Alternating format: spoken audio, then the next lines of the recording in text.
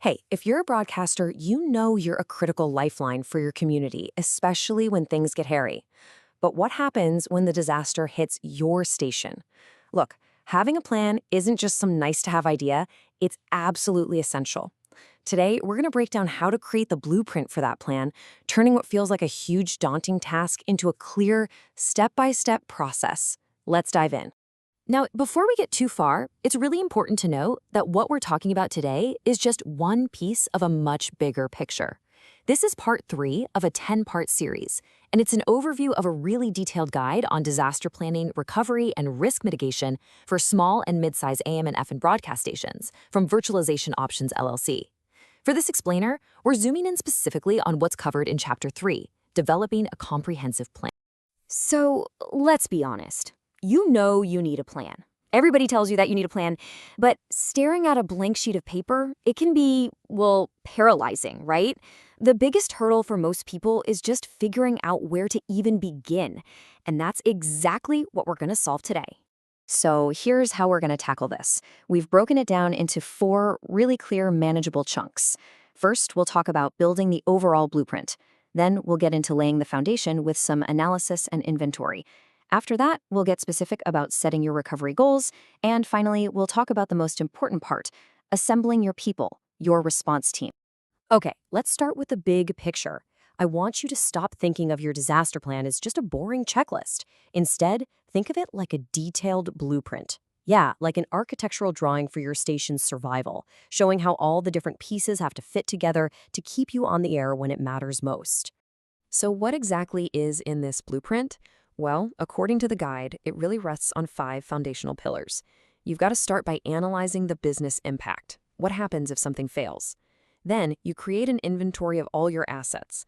From there, you can define your recovery objectives, assign clear roles and responsibilities, and, this part is so crucial, you have to integrate every single department into the plan. All right, let's dig into that first part, laying the foundation. I mean, it makes sense, right? Before you can even think about planning a recovery, you have to know exactly what you're trying to protect and what the real consequences are if you lose it. This whole first phase is all about analysis and inventory.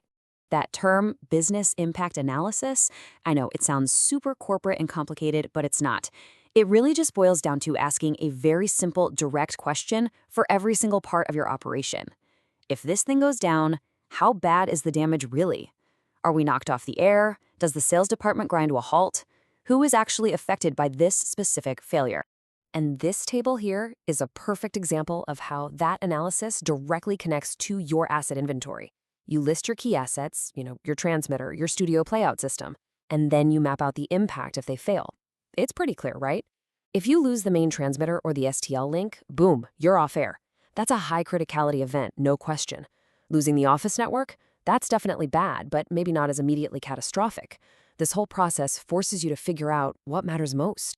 Okay, once you know what's most critical, the very next step is to define what recovery actually looks like. And I mean in measurable terms. It's just not good enough to say, we'll get it back online. You have to get specific. And that means focusing on 2 key things, time and data. First step is your recovery time objective, or RTO. Don't let the acronym scare you. All this is really asking is, how fast do we absolutely have to get this thing back online? For your main transmitter, your RTO might be just a few minutes, but for, say, the sales department's billing system, maybe a few hours is acceptable. See the difference? And then, on the flip side of that coin, you have your recovery point objective, or RPO. This one is all about your data. It answers a different question. How much of our most recent work or data can we afford to lose forever? Think about it. For your audio logs and commercials, you probably want an RPO of just a few minutes, which means you need very frequent backups. For other, less critical files, maybe a daily backup is totally fine. Okay, so you've analyzed your systems, you've set your goals. But let's be real. Plans are useless pieces of paper without people to actually execute them. And this brings us to what might just be the single most critical component of your entire blueprint, assembling your human response team. Your plan must clearly define who is responsible for what. The key here is that you have to assign these roles before a crisis hits. The general manager is going to lead the overall response. The chief engineer obviously handles the technical side of things. The news director manages getting information out to the public. Everybody, from sales to programming to the office manager, needs to know exactly what their job is when an emergency happens. And that really leads to the most important takeaway from this whole section. A disaster plan cannot just live in a binder on a shelf in the engineering department. It just can't.